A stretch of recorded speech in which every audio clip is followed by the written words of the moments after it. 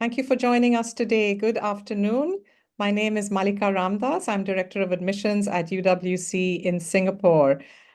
We will just give other attendees a few moments to join this webinar Zoom session successfully. And while we wait, I invite you to take a look at our exciting community and learning program through this short video.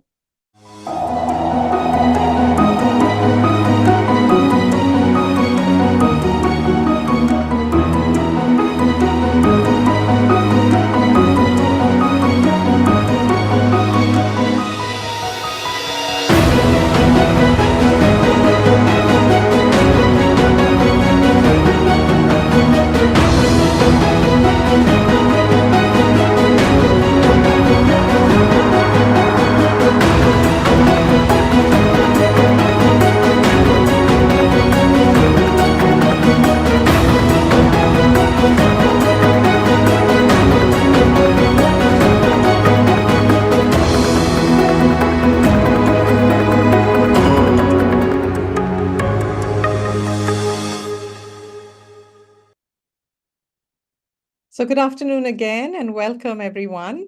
This is our junior school webinar about the learning program and student experience in grades 2, 3, 4, and 5, which is the junior section of our primary school on both campuses.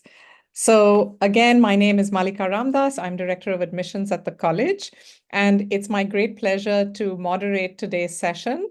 So I'm going to just give you a quick introduction about what we will be covering and how this afternoon will work. So a quick welcome from me and just some basic ground rules and some guidelines for the program. And then we will jump straight into the presentation, which will be delivered by our primary school principals on both our campuses.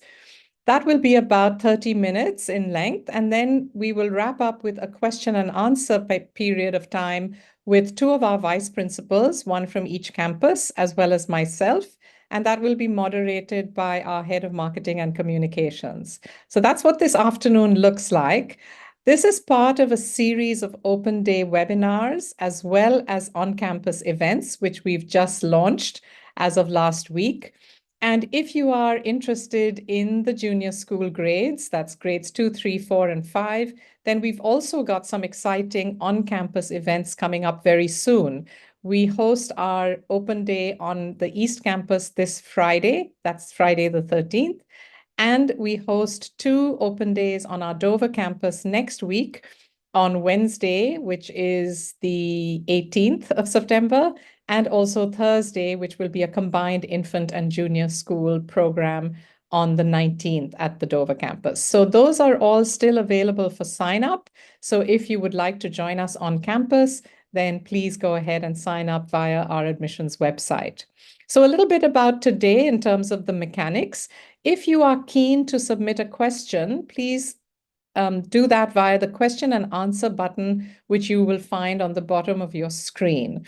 You are welcome to submit questions at any time during today's program, before our Q&A session or even during the Q&A session. And some of my colleagues will be responding to some of the questions via written responses to you.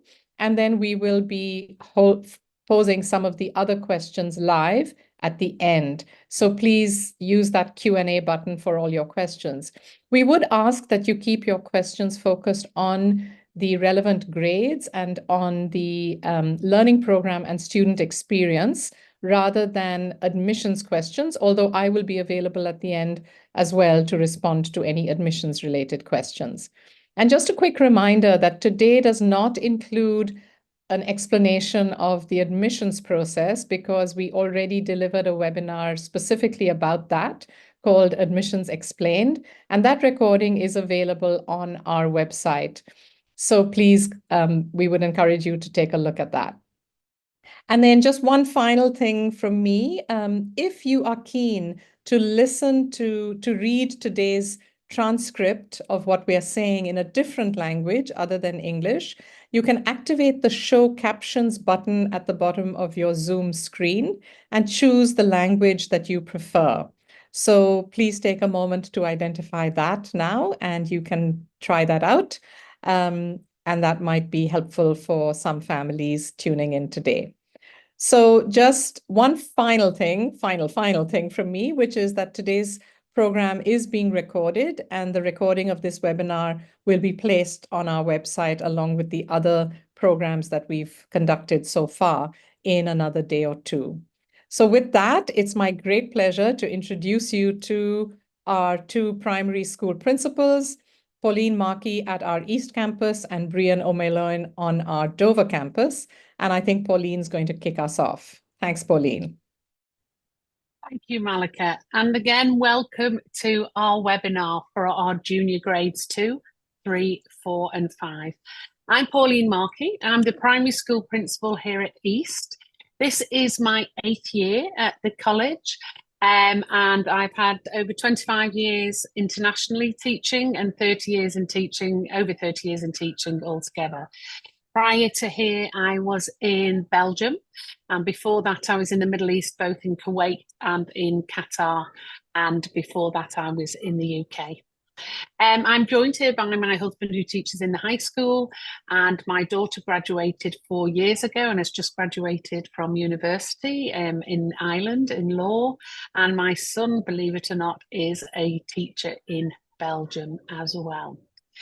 We do believe we have the best job in the world. Well, we know we have the best job in the world. There's not a day goes by when we don't have fun and learn something from our students and from our community as a whole. And we hope today to just give you a glimpse into what life is like on our campus. I'm going to hand you over to Brian, who is my counterpart on the other campus, to introduce himself. Okay, thank you very much, Pauline. So my name is Brian O'Meloin, which is a Gaelic name from Ireland. So the kids have a lot of trouble with it. And so everyone calls me Mr. O here, so make life easy. So I've been in the school 24 years. It's an easy subtraction. I joined in 2000. I joined as a grade 2 teacher, and I've variously been head of grade, vice principal, and I've been principal, I think, for 17 years, which is not very long if you say it fast. So I have also been a parent. I'm also a parent in the school. So I have 3 children, girl, boy, girl, and all 3 have gone through the full 14 years here. My youngest is in grade 12 now. All 3 went through the junior school here. I'm not sure if any of them overlapped with teachers. They've had a very various group of teachers, and all had a fantastic time and a phenomenal grounding for middle school and beyond. So we are aware, Pauline and I, that you are considering our school and that you're considering other schools as well. And so we both thank you very earnestly for even considering us. We are most proud, if you look at our website and all our glossy brochures and anything else that we produce, the things that we're proudest of are very much done by the students here. And I think what we're good at is giving them time and space and pushing them in the back, and sometimes giving them budget to do things, but they really make us proud, and we would be honored and lucky to have your children. So thank you very much for considering us. I think I'm going to introduce you to the vice principals. Next slide, please, Malika. So on each campus, there are 2 vice principals who are situated in the junior school part, grade 2, 3, 4 and 5. So there's Alison and Erin in the Dover campus, Natasha and Jen in East Campus. And so just the next slide, please, Malika. So just so that you're not seeing a whole Brady bunch of slides later, you will meet Erin and Jen during the Q&A session. They will be the ones who lead you through all those answers. So I think I'm handing over to Pauline now. Thank you. Next slide. Thank you, Brian. So we'd like you today to get a taste of what life is like in our junior schools and our primary schools. And we just wanted to share with you a little bit about what you're actually joining. Next slide. So you're considering joining UWCSEA, but that's not all you'd be joining. UWC movement started a long time ago in 1962 in Wales. And since then, 18 colleges have been opened and functioning around the world. Only 5 of those schools actually have children from K1 upwards. So we feel really special that we are a through K to 12 school. That we all share the exact same mission, and we use that mission, next slide please, we use that mission to guide everything completely that we do, every decision we make, where we involve the children. And again, we just today hope to give you a little taste of what that might look like. Next slide. So there's no denying we're a large college, and we've got 2 large campuses. However, it is really a small school within a large college. You can see here how the school is split up into 3 sections: primary school, middle school, and high school. And then each school is split again. So in primary is made up of 2 sections: the infant school, K1, K2, and grade 1, and the junior school, grade 2, grade 3, grade 4, and grade 5, which we'll be learning more about today. But even beyond that, the actual children's experience is very much in their grade. So it actually feels very small and homely to them, because they're mixing mainly in their grade, and they have their shared areas, and then they have the play areas that they share with other junior school grades. So the junior schools share many, many different play areas, but just with the junior school as well. So for the children, it definitely feels like they belong here. It feels smaller, and it feels very much that family feel. However, being in a K-12 school has so many benefits. And I'll list a few, but there's so many benefits to have from K-12 in our school. So we have our older students are amazing role models for our younger students. And they form great relationships with our younger students. And this is done in many different ways. So we have a number of buddy systems. So a class, maybe a grade 11 class, might be buddied with a K2 class. And they will get together once a week, once a fortnight, and do learning and activities together. And it's a really beneficial reciprocal relationship. The older grades absolutely love coming down and learning and sharing with our younger students, and our younger students really look up to them. They also then see those friends on the buses that they travel to and from school with. Another lovely relationship we develop is an adopt a boarder. So each primary school class adopt a boarder. That's a boarder who's living in our boarding house, one of our students who's come through a national committee on a scholarship. And they will visit the class on a regular basis. And the families in that class open their homes to them. They go and eat together. They may take them out to the theatre, and they may host their parents when it's graduation time. And the children will get together when it's coming up to exam time for those older students. They'll do a revision basket for them, etc. I'd like to share a lovely story of one of our adopt a boarders. So it was a girl who was in our boarding house a number of years ago, and one of our K2 children, it was their class they were in. Now that K2 child's in grade 7 at the moment. But this past summer, the mother of that now grade 7 child travelled to New York and met up with this boarder. And this boarder's now got a great successful job in New York, and was really delighted to be able to take the mum, the parent, out around a tour of New York City, take them out for lunch, and sort of pay back some of that relationship, because that relationship has been going on for so many years. So a really lovely way of how that K-12 really develops way more than just what we might see on the surface. Next slide, please. So we'd like to now give you a taste of a day in the life of both campuses, so you can see what that looks like. Thank you.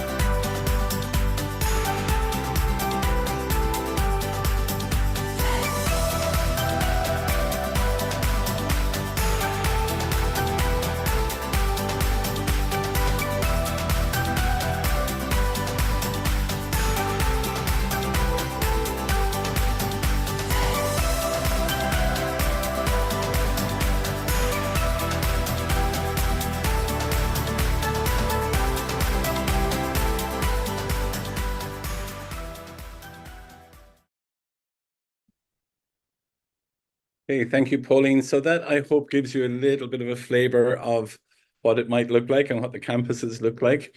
I want to talk now a little bit about our program. So Pauline and I sat and figured out what is it you guys need to know, and as best we can, not to give you way too much information, but we're trying to cut this down to what we think you would like to hear about.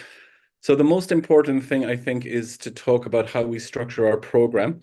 And that wheel, which is entitled Holistic Education and Learning Program there in the middle, it is purposely designed as a wheel. And you'll see there it has academics, activities, outdoor education, personal, social education, and service all around. And the reason we did that is just to show that we value all of those elements equally. And what is important to understand, however, is that they don't get equal time or equal resources or equal budget, because they don't all need that. So by a country mile, the one that gets the most attention and the most budget and the most time is the academics portion of that. But as you will hear, as best we can to describe it to you in the short time we have, we do try to weave all kinds of things in through the academics program. So I'm going to talk to you a little bit now about kind of our approach to academics. And between me and Pauline, for the next kind of 10 minutes, we'll go through all of those 5 elements for you. So if we could just move on to the next slide, and let me talk a little bit about academics. So we're very much, we will have, all the subjects that you might expect in a school. But when your child goes home, they might not always be able to tell you that we did history today, we did geography today, because everything we do is interdisciplinary as much as we can. What that looks like, for example, in grade 2 might be where they're exploring plants and how to bring from a seedling, germination, all those kinds of things that a plant might need to grow. What happens to that field to table kind of an approach or an exploration. And within that, of course, they are then writing reports, they're recording, they're graphing, they're doing all kinds of mathematics. And they quite often don't realize that they're doing that. In grade 3, that might be where Singapore sources its water from, how those things get treated, the whole water cycle that you'd often see in most schools around that grade 3 kind of sort of age. Grade 4 might be where they're looking at how a business operates, how you bring a product from a kind of a prototype to being tested. Again, they're doing all kinds of science, they're doing report writing, they're doing loads of mathematics within that. And it's all very intentionally planned in that way. Grade 5 very much might be looking at, for example, famous upstanders, famous people that stood up for human rights or animals' rights or whatever it might be, and then getting them to reflect on how they can make a difference in the world, those kinds of things. But again, they're doing all kinds of traditional academic tasks that we might have done when I was in school in the 1970s. We knew we were doing maths, we knew we were doing transcription in English or whatever it might be. It's more interdisciplinary here, but it's all covered. So if we could move to the next slide. So there's a question that might surprise you in an open day. How are we the same as everyone else? The reason I put that in there and that we've decided to put that is we're very much aware that you're coming from all kinds of different schools and all kinds of different systems. And so it's very much, I guess it's an important consideration for you. Are we so wildly different to the school that your child is currently in? And of course, we're not. It's very collaborative here. We see inquiry as a major pedagogy. Obviously, the ambition and the aim we have is always understanding, enjoyment, and we see our jobs very much the most important thing we do is to get the children to love it. If they can love it, then that will set them up for life. In what ways are we different then? The next slide. So again, I've talked a little bit about that holistic whole child approach. You see it called whole child, you see it called holistic education. Really, whatever you want to call it, we really mean it here, and we work very hard to achieve it. So let's start with this question on the next slide. So when you have more than 80 nationalities in a school, whose history do you teach? So this is a question that goes right through. And again, we know that you're choosing a school. This is junior school, but we know that you're probably having a look at the next kind of whatever 10 years of your child's education as well, what happens to them as they go on into middle school and high school and beyond. So how do we decide what content we choose for something like history, but I could have also asked geography, or I could have asked all kinds of different things there. So we could answer that question in lots of different ways. We could have decided, let's hang our hat on a UK-based education. Let's hang our hats on Canada. Let's hang our hats on a USA-based approach, or a New York State approach. What we do differently, and of course there are schools in Singapore, very good schools, who do that, and they do that really well. What we do differently, I guess, is that we will take overarching big ideas, big concepts that are, I guess, relevant to everyone in the world. So we might take something like migration as an overarching concept, and then we're looking into what are the drivers, the pushes and the pulls that make people migrate from different countries or to different countries, whether that's forced, whether that's voluntary, all those kinds of things. And again, within that, they're doing all kinds of exploring, researching, writing, all kinds of stuff like that. And it could be something like conflict, where we look at maybe, further on in the school, maybe in middle school, what were the causes of something like World War II? What were the different factors that led into that? And so we know as well that we are not the last teachers that our children are going to have. And so we set them up in a kind of a age-appropriate, developmentally appropriate way. And in a spiral way, they get more and more nuance and detail and considerations as they get older and as they go on in their education through the school. So, and then we could have answered the question by teaching a little bit of everybody's history. Again, you can see that would be, logistically a nightmare to do that, and educationally crazy to do that. And so we don't. We look at overarching, common to humanity concepts, and we find content at an age-appropriate level that illustrates those concepts and make them compare and contrast. Okay, we have a little video now that explains that concept-based curriculum very well. And I think Pauline will see you at the other end of this. What is concept-based learning? Concept-based learning is centered around big ideas. Ideas so universal that they transfer across place, time, and situation. Content is important, so students must acquire knowledge and skills within each discipline. But the ability to make sense of their knowledge and skills in the world around them is just as important. This doesn't happen by accident. Students are given a variety of experiences so that they develop conceptual understandings, significant ideas that transfer to new contexts. This ensures that they thrive in a complex and unknown future. The UWCSEA concept-based curriculum leads to the IB diploma in grades 11 and 12 and is developed from our mission. Our educational goal is that students embrace challenge and take responsibility for shaping a better world. To do this, they must develop higher-order thinking skills and apply their learning to diverse situations. Because our community is so international and diverse, our students bring a wide range of experiences, knowledge, and skills with them when they join us. A concept-based curriculum allows them to connect their prior learning to our experiences at school, as well as develop deep understanding. How do we develop conceptual understanding in our students? Concept-based learning goes hand in hand with learners having a diverse and broad range of experiences. This is achieved through all 5 elements of our holistic learning program: academics, activities, outdoor education, personal and social education, and service. We explicitly plan for concept-based learning by asking conceptual questions and teaching through inquiry, exposing students to content that stretches and deepens their thinking, fostering dialogue and collaboration, asking students to generalize and apply their ideas to new contexts. Together, these experiences support the development of conceptual understanding in our students.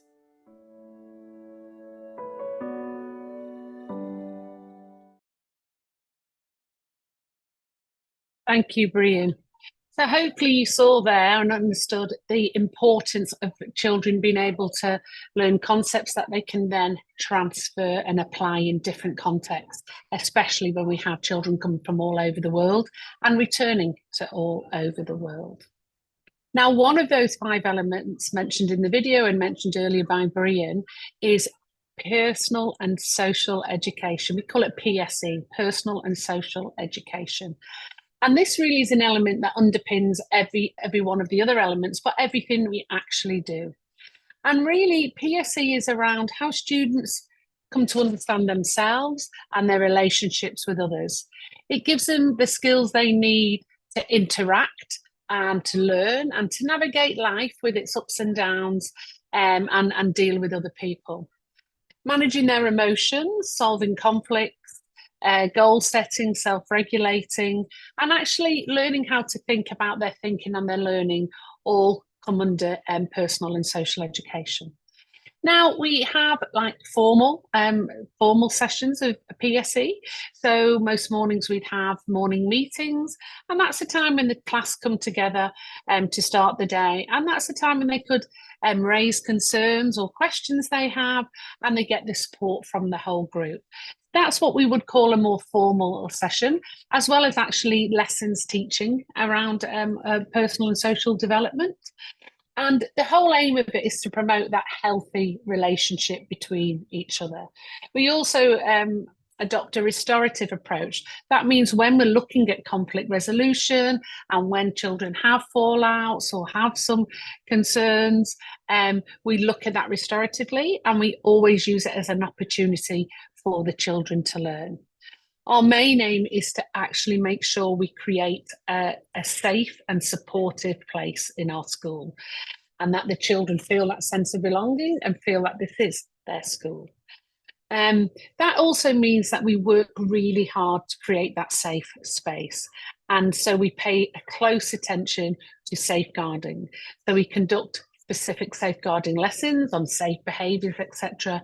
And we work really, really closely with parents as we need to work in partnership with them to safeguard our students. We also have a team. We have a team of safeguarding leads, but we also have counsellors, we have social and emotional specialists, and lots of people who wrap around your child so that your child is looked after by many, many people. And your child can speak to and name people who they consider to be trusted adults. Thank you. Next slide. You'll see here, there's our mission again and our values, because we do offer that value-based education. But I just wanted to share briefly, here is our profile. And these are the skills and qualities that we are hoping to develop in your children. And we do lots and lots of work around that. And that's what the children, even our K1 children, can say, I'm a really good self-manager. So it's some of the language we use with our children as we develop those skills and qualities with them. Thank you. Next slide. Now, I know for many of the educators in our school, our service learning programme and our service and sustainability programme is definitely one of the reasons that brought us to this school. Like you, many of us are parents, and we chose the school not only for us as educators, but what we wanted our children, our own children, to experience. And the service learning component, which is another element in our programme, is one of the really impressive ones. So as a college, we're absolutely passionate and committed to service and sustainability learning, and it looks very different from the age of the child. So right down in K1, it starts with service starts with me, and then it develops wider and much deeper. So, for example, every class in the primary school will have 3 types of service. They'll have a college service, which may well be something like composting or gardening or paper recycling. They'll have a local service, and that's where we partner up with organisations in our local area. It might be an old people's home, it could be Passeries garden kitchens, where we're growing the gardens for people to have those vegetables. And then we have what we call our global partners, and they're partners overseas that we partner up with, we do work together. So for example, next week we have a team coming called Epic Arts who work with differently challenged people and dancers, and they will work with our children and our parents, and they'll put a performance on at the end of the week, as well as all the learning that will go on during the week in the lessons and in the assemblies. But it's a huge part and has a massive impact on our children. So, for example, we have children who, even from quite a young age, will actually ask when it's their birthday. Oh, sorry, that's my watch speaking to me. Will actually ask when it's their birthday, and they'll ask their friends not to buy presents. They'll ask them for donations that they can then give to that global partner that we're fundraising for. Or another example would be, we are so fortunate we have on the East Campus 6 beautiful chickens, and they're looked after by our grade 5 students. But every class goes down and visits the chickens, even our older students. And our K1 children were really, really interested in the chickens and what do they eat and how do they live. So they went back and they brought that learning into their classroom. They did the research to see what chickens ate.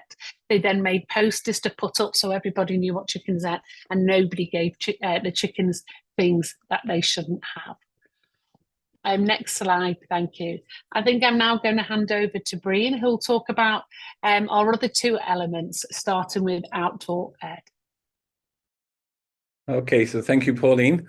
So yeah, the last 2 are outdoor education and activities. So I'll just go through why we see those as so important. Outdoor education, just to give you an idea, is the school, United World College around the world, was founded by a German educationist called Kurt Hahn.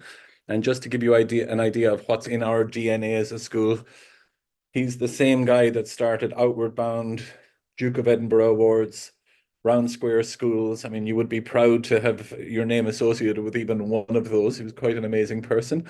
Very much about that there is more in you than you think. There's more in children than they think, and there's more in children that sometimes their parents and their teachers think. And so it's very much about pushing them in the back in a very safe way into activities and experiences that they might not otherwise do. So there's 2 major parts to the outdoor education, which is about the expeditions program, and then really about appreciating communing with nature and I guess appreciation of the environment and care for the environment. So the next slide, please, Malika. So the purpose there, very much, again, I keep saying a lot of what we do, we see as our job is to make them love this stuff. We want them to connect with nature. Understanding themselves is very much about, we often have children who see themselves as intellectual beings, and we want them also to see themselves as physical beings, and that they can achieve these things.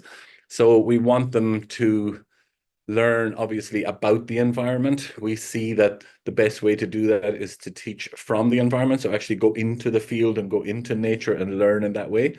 And really our overarching ambition is to teach them for the environment, and that they would take action in favor of the environment.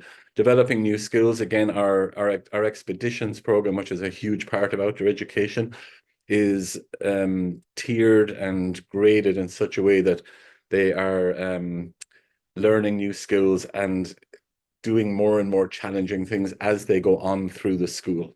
So we start with the kind of the expeditions thing very much starts with what is a sleepover at school, which is in infants in grade 1. They do a sleepover outside the school at the zoo in grade 2. And from grade 3, they're going into Malaysia, leaving Singapore, even at that young age. And then they go for longer, more nights each time and doing different skills each time. And a lot of it is very much about learning about those environments and learning about nature from the field, and with a view to making sure that they become activists and that they're learning for the environment and about sustainability. Okay, and I think the next slide, please, is just to talk about the activities program. So again, activities, we've got there that it's something for everyone. We have a massive breadth of activities in primary school and the junior school particularly. Again, this was very much a Kurt Hahn idea that you should, especially when children are young, throw as many experiences at them as you can, and as then that they're able to do without affecting their own health and their education too much, but that it's that they would then kind of, as they get older, they start to sacrifice breadth for depth and take on fewer things in a more deep way. They learn things that they love. They also learn things that they hate, and that's a valuable thing to learn. And so we throw, if you show the next slide, it's a very intentional program. A lot of schools will have a teacher going through for a few years who is passionate about, I don't know, frisbee golf or something. And so that becomes an activity for a few years, and then that teacher leaves and that's gone. We have a very intentional program. We do a little bit of that too. We believe in leveraging the teachers' passions as they come through, but we have a very intentional categorization of activities so that we are kind of thinking about their head, heart, and hands. So we have arts and performance there, very much about expressing themselves and finding kind of artistic ways to express themselves. Mind matters is kind of a category that describes more cerebral things like chess. And then all of those creativity, innovation. We have an ideas hub in Dover campus, and I can't remember what it's called at East, but it's a similar maker space. And then wellness, all those things, giving them opportunities to lead and take projects on themselves, all those kinds of things. And then, of course, we have the usual things like we have representative sport, again, as they become older. We're very much about participatory sport in the primary school. And then we have a whole home languages program, which would take us a whole other hour to talk to you about. But we try to support children's home language, and so that they end up having a richness in that language and have a chance to across different age groups, because it's not just done by grade level, they're mixed up for that, and to actually do some learning about their own language and culture in their own language from a native speaker of their own language. Okay, I think I'm handing back to you, Pauline. I think that's the 5 elements covered. Thank you. It is indeed. Thank you, Brian. So there you have it, the full circle, all 5 elements. As we said, each of those are equally important, though they don't have the same amount of time, but they're equally important in the pursuit of our college values, goals, and our mission. And hopefully you can see there from our curriculum, it's K to 12, it's robust, it's balanced, it's conceptually based, and it's across all the disciplines. But we are very, very learning focused, and every decision we make, every meeting, every conversation comes back to student learning, because that's what our core purpose is. Now, we are absolutely aware that we cannot do this alone. Next slide, please. We are part of a bigger community, and that community works collectively to ensure that we have the best environment for our students.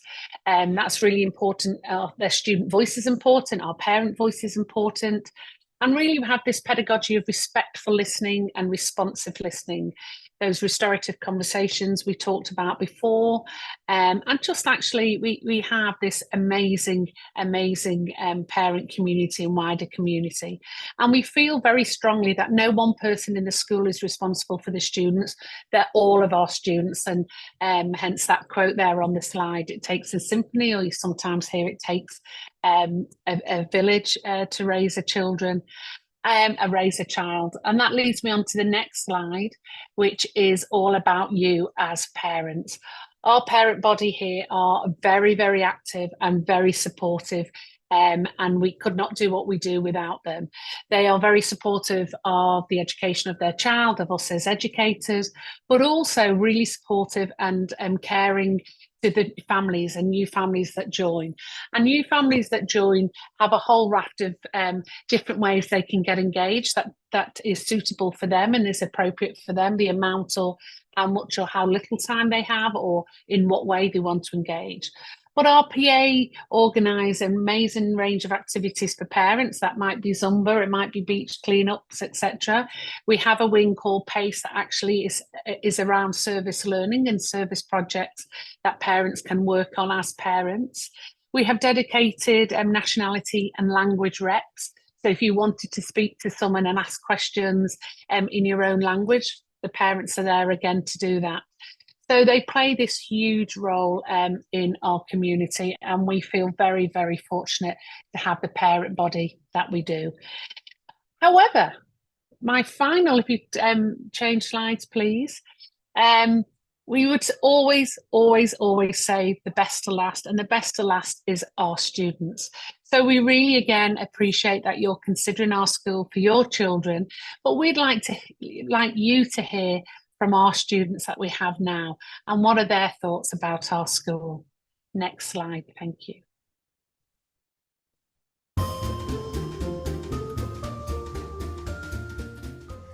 I like learning math here, and because they teach it in a really fun way.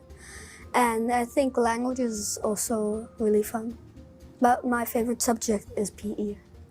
I enjoy learning unit of study because it is just like combining all the subjects together and learning a general view of different things like performing collaborative creations or sustainability or communities. And also reading comprehension, like how to understand the words inside the words to find out the meaning.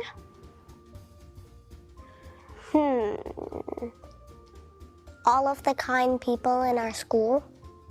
After school activities. I actually like the art classes a lot because right now we're doing the clay. I think it would be me and my brother being together. I like how it's one of the biggest schools in the world.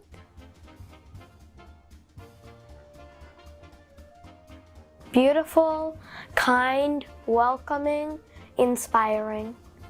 We have a variety of lots of different nations, so we get to learn each other's cultures as well.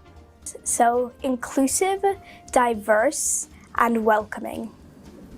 We always open our minds and hearts for people, so we are happy to let other people join into our community.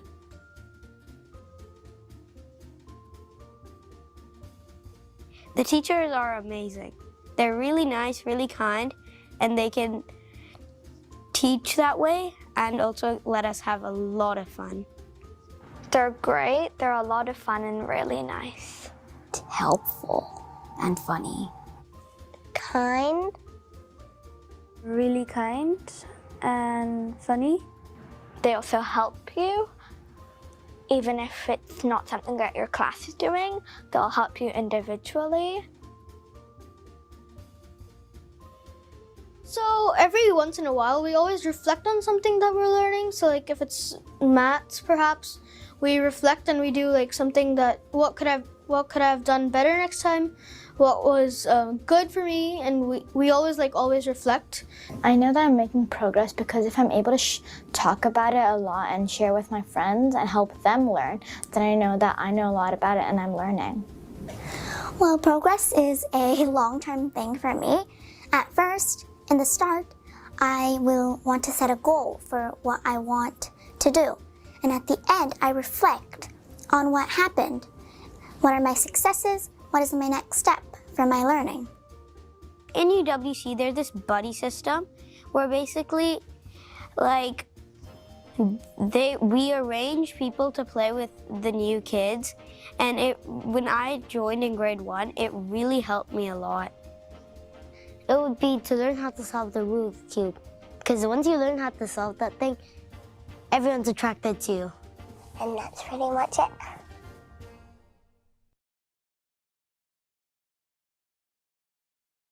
Thank you very much. They can always say it far better than we can.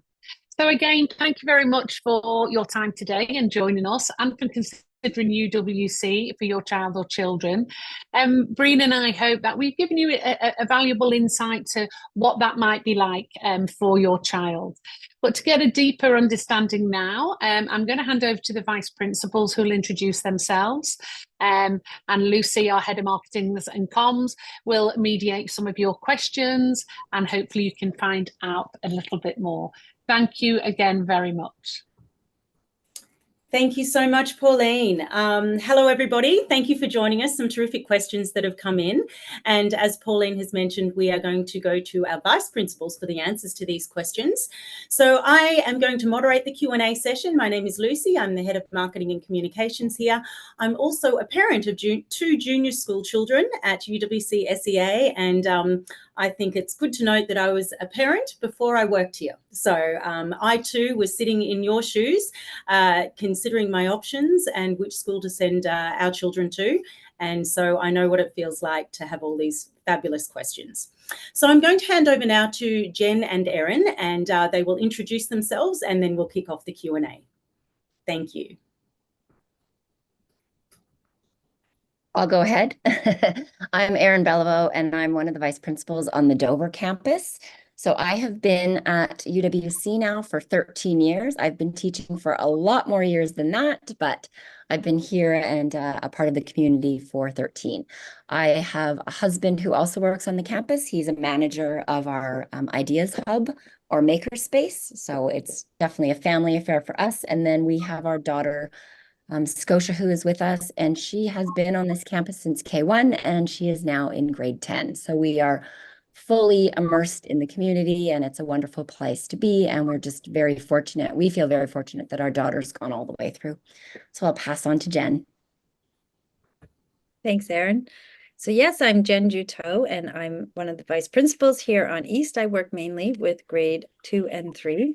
Originally, I was from Canada, and when I was in high school, I learned about the UWC movement, and I applied to be a scholar, but I didn't get it.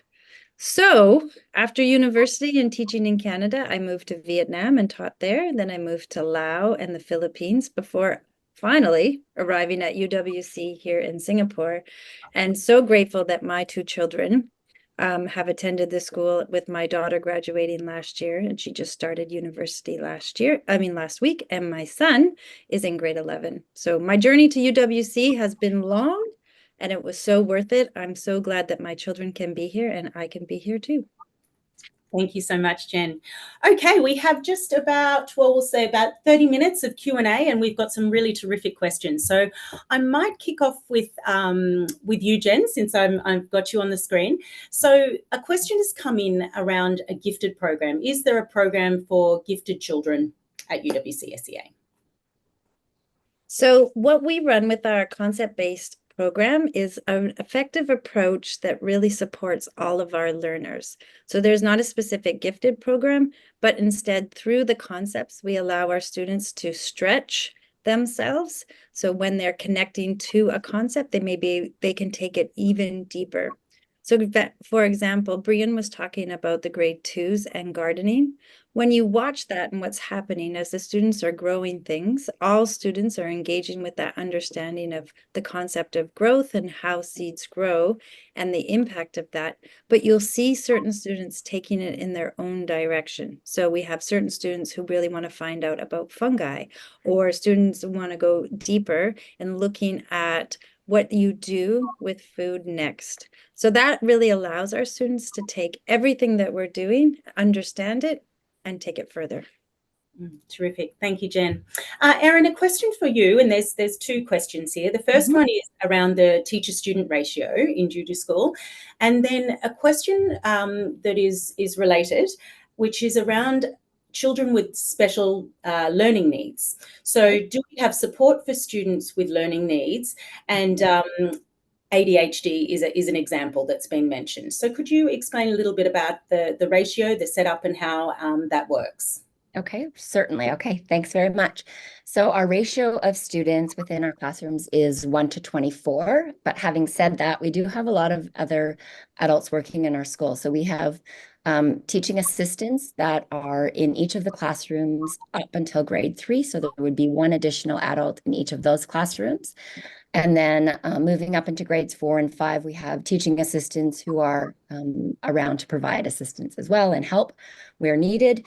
And then we have an absolutely amazing learning support department. So we have a learning support teacher at each grade level who's able to go in and support children in a variety of ways. So if we have a child who's got specific learning needs, it could be that it's been raised by the teacher themselves. They've noticed something going on, or perhaps parents have come in.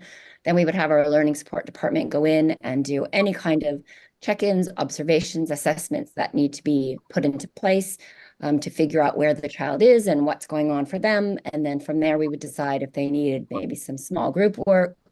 Maybe we would have the adults going in and giving the support right within the room within the regular lessons that are happening.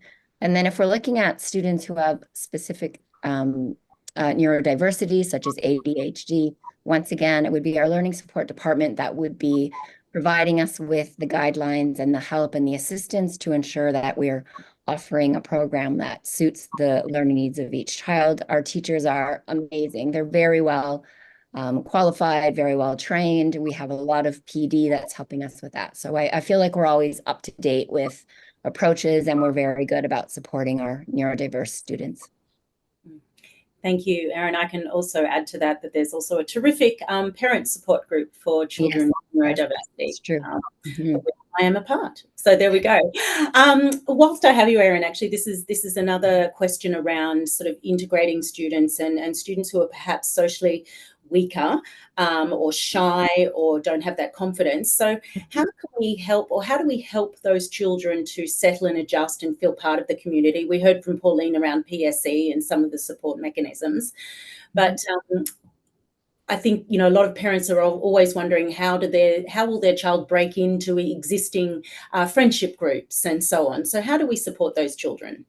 Okay, so one of the things that we do at our school when we're setting up our new classrooms is that we're bringing in students from a few different rooms. So the makeup of the classroom as children are coming in is going to be that they're not the only child entering into a new cohort where everybody else knows each other. There's going to be children who are trying to get to know each other. So there's that opportunity for the classroom community to be developed right from the very beginning, which the teacher will guide. And so that's going to definitely help your child that's maybe a little bit more quieter or a little bit more not able to get themselves into the engagements as easily.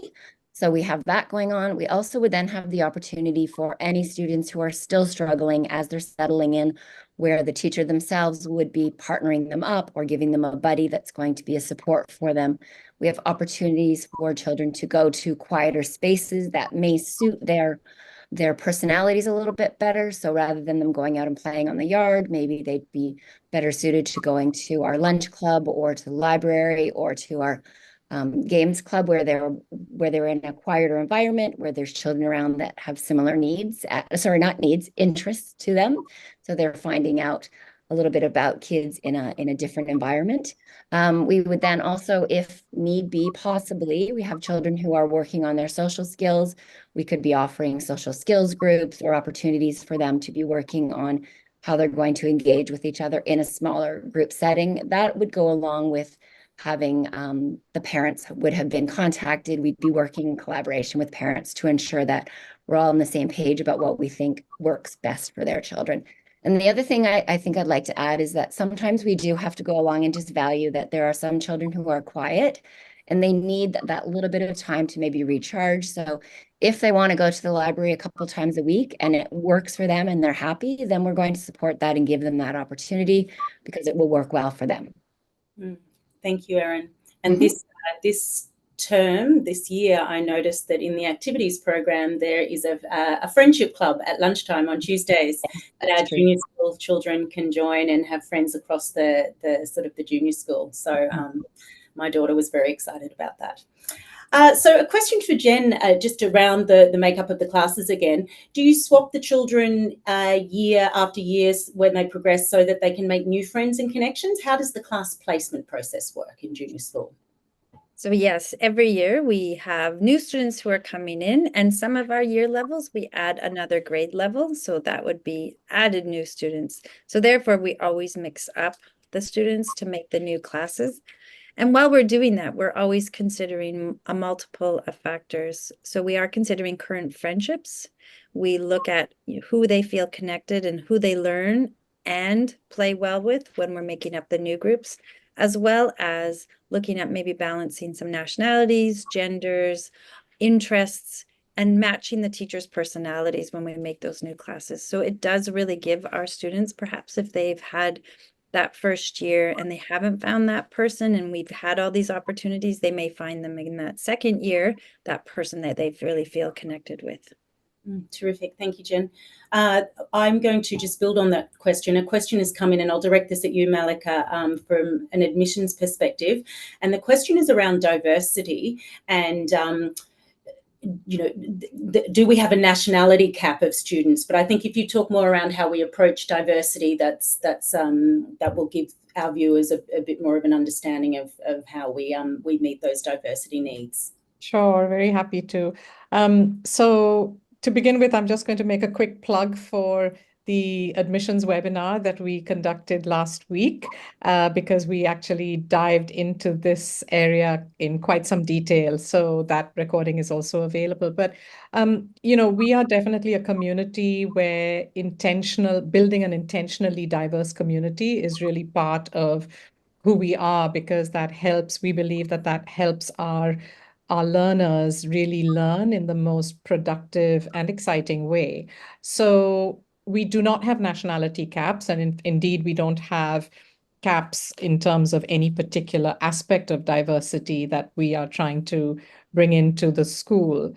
This is very much an art, not a science. We don't have a formula around how we select students from our applicant pools for the offers that we make for the limited spaces that we have available for each particular grade. But I think when we are looking to bring new students in, we're really paying attention to the current cohorts, how we can complement those with the new students, with the opportunity to bring in new families and new students. And then, of course, we have to pay attention to very sort of tangible constraints, such as our support capacity, whether we have the ability to provide the support needs for each child who we are considering offering a place to. And that is all part of the review process. So we're really considering diversity in the broadest sense of the word, so not limited to simply a student's passport nationality, but indeed looking at things like different personality types, different language backgrounds, different cultural backgrounds, ethnicities, educational backgrounds. It's really a variety of lots of different aspects, and there are probably many that I'm not remembering at this point in time. So we don't have caps or quotas. We're really looking at this in relation to sort of a moving piece in terms of the current community and its composition. Thank you, Malika. Jen, a question for you, and we heard from Brian around the activities program and the vast variety of activities. A question has been asked around how much should our junior school students engage in these activities after school, which includes sports, music lessons, or even academic tutoring. So what is, I know there's recommendations, so can you share some of those? I think it really does depend on the child and the family. So for some of our children, taking part in one activity, that is enough, and we're well aware of that. And for other students and families, they are in activities after school, they're in activities at lunch, and they're taking part in trying all the different types of activities. And that's what that child needs. So for us, it's really important with all the different categories that we're really hoping our students try the different categories of activities. They're looking for their passions, but they're young enough to explore through all of them in order to find what that might be. We do notice with some of our older students, they're getting into some more of the competitive sports, the selective sports. And so that might look different. And we would work with the family to look at that child's weekly schedule and ensuring that they have opportunities to eat, to rest. That's very important to us as well. At any point that if a child isn't partaking in an activity, and we do have a few, then we just have that conversation with the family and with the child to find out more. And we do know that for some families and children, they just aren't able to participate yet. But that's the idea yet. There's lots of time for them to explore all of the activities. In terms of music, so music is part of our activities, but we also have individual music lessons that happen throughout the week. So some families do that as well. And then in terms of academic tutoring, that's not a requirement that we would have for anyone at the school, that we would hope that what we are doing at the school would support what the child is doing. We're looking for balance at home. We want them to have the opportunity to go home and play. That's very important to us. But if a child and a family do make that decision for tutoring or outside activities, again, we are looking at with the children that idea of planning their week. What does their week look like? And letting them develop the metacognitive skills in order to be prepared for each of the things that they have during the week. Great, thank you. Still got so many questions coming in. I'm trying to I'd love to get to them all, but I'm just adding another one to our list here. Thank you so much for that, Jen. I think we will move on to an area that many parents are interested in, and I will direct this first question to you, Erin. And this is around the assessments for the 5 elements of learning. So how we have this unique curriculum at UWC. So can you just explain to our viewers and our attendees here today how it differs from other UWC curriculums globally and how we assess these students? Is there a benchmark that we use, or what are we sort of basing this on? Okay, so if we're looking at assessment and across our learning program, then I think I would just start with looking at academics first. And that area there is going to be where the assessment that we would be doing would be what you would expect in any kind of academic program. It would be what parents are used to from their own upbringing, from where their students are currently, whatever school their students are currently in right now. So in the academic program, we would be having much more formalized testing, pen and paper. They would be doing type of checklist, that type of thing. So it could be that, it could be the whole grade is having some kind of common assessment. It could be that at the beginning of a unit, they're doing a pre-assessment to see where the children are already and what they may need to do to that unit to get it ready for the children and present it in the best way for them. At the end of a unit, it could be a summative assessment. Along the way, there's going to be formative, where they're just checking in and seeing how the children are doing. So it would be what families are familiar with and used to. And then we're looking at the other areas, such as our PSE and our service and our activities. And that's a little bit more challenging in terms of explaining what that looks like as an assessment. But all of those areas are helping our children to kind of develop and build their character. And so when that's happening for those kids, it's going to end up being that the assessment is more in their own personal reflection and how they're doing. It's also going to be in how observations are happening over the years and what it is that their coaches and their teachers and their camp leaders are seeing in them. So that's the way the assessment's happening there. And it's certainly going to be about how the child themselves are feeling about their own progress. They're going to reflect, what am I learning from this experience? What can I take from this experience and bring on to the next one? So it's not as black and white, but it's certainly as important as looking at our academics. Terrific. So how many times will students receive a report per year? Over the course of the year, they'll have the opportunity to have 2 written reports that are going home, more formalized. As well, we would have opportunities for the parents to be coming in for our parent-teacher conferences. So it's giving them an opportunity to have discussions about it. Then we have a student-led conferences where the students are coming in with their parents along with them, and they're sharing their learning. Then we also have our Seesaw platform, where there's lots of opportunities for work to be shared throughout the course of the year. Wonderful. Thank you, Erin. Jen, a question for you, which is related. What about the homework requirements for grades 2 to 5, and how much time should parents be spending with their children doing homework? Parents and homework. None of us love that, do we, as parents? So as I mentioned earlier, we really want our students to have balance in their life, and that will include the time to play. And that's very important to us, that downtime. And by play, we mean engaging with others, engaging with toys, really looking at that kind of play. So we don't put a huge amount of emphasis on the homework, but we still do make sure that one of the things we are aware of is daily reading and the importance of daily reading. So that is one thing that we would always ask that's happening at home. And that does look different depending on the age. So with our younger students reading for a little bit less time than our older students. But that would be an expectation as part of our homework. And then there'll be some other additional things that are added with that reading. So it might be math fact practice. It might be an application of one of the concepts, a question that they're looking at. It could be collecting material to bring into the school, to build something at school. So there's a lot of those added to our homework. Our hope is that it could be done independently rather than a parent having to sit with your child, except that there are some times where we have the children interviewing or asking or having a dialogue with their parent about something they're learning. The key with that is it doesn't have to be in English, it can be in the home language. And the importance of that is when we have our students speaking their home language about what we're doing at school, it's strengthening both languages and it helps develop that understanding. So that may be something that we would have at home.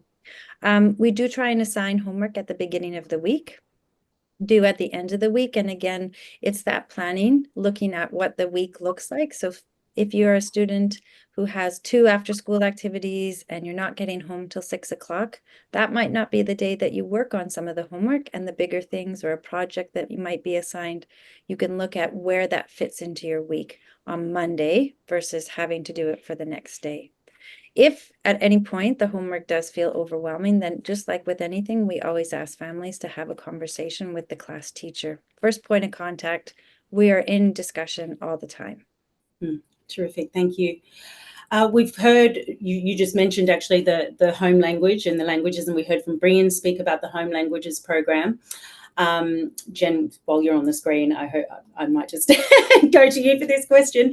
So this particular case, one of our attendees today has a son who's been learning French as a second language for 3 years, and they'd like to know if the French class is organised by a student's level of understanding or simply by grade. So are we essentially streaming our language classes?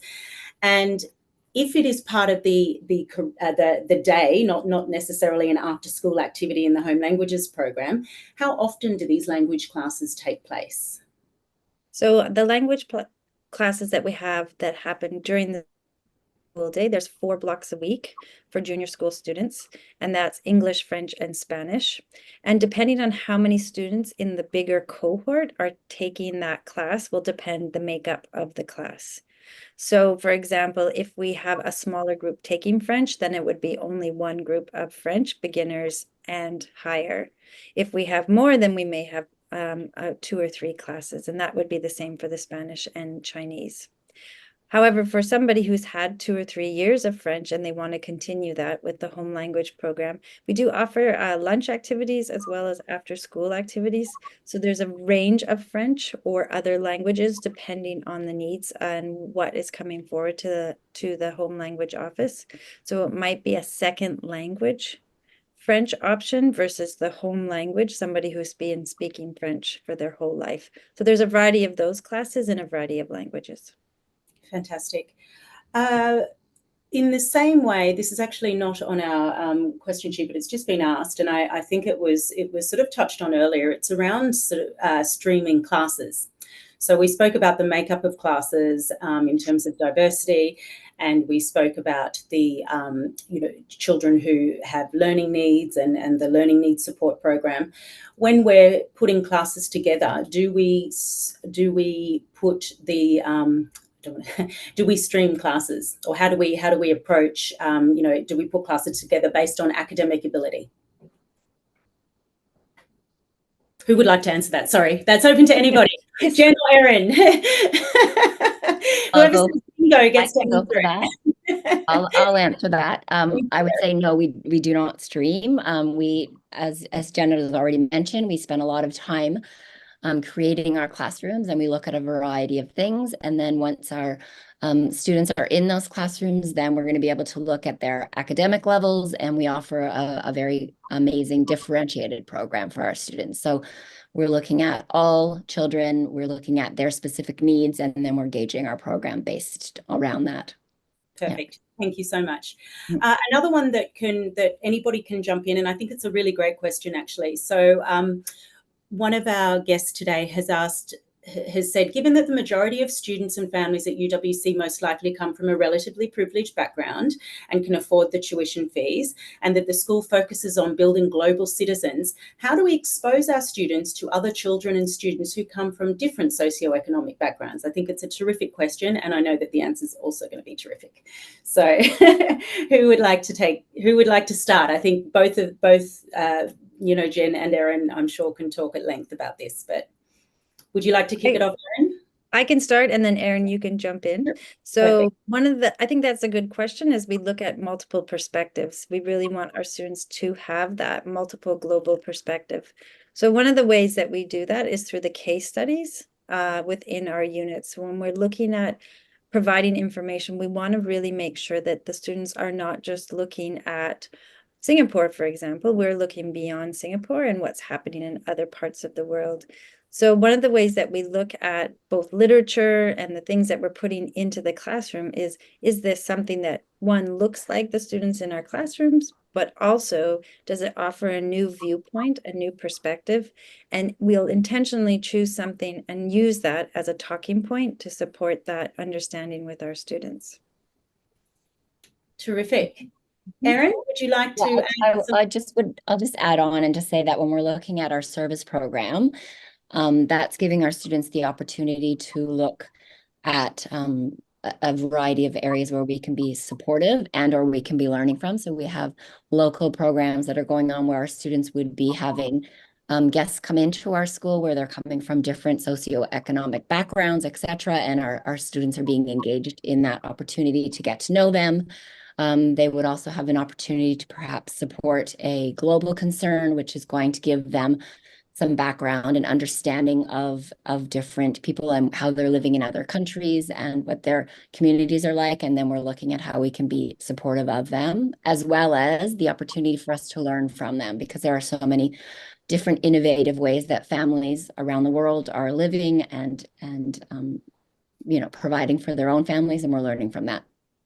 Absolutely. Thank you so much for that. And I think I can also add, as a parent at the school, seeing the service program progress throughout the different school sections is quite a phenomenal thing to witness, going from in the infant school to maybe working with acres or there's an elderly home that the Lion Befrienders that the children go out and visit, and then moving through in the different school sections.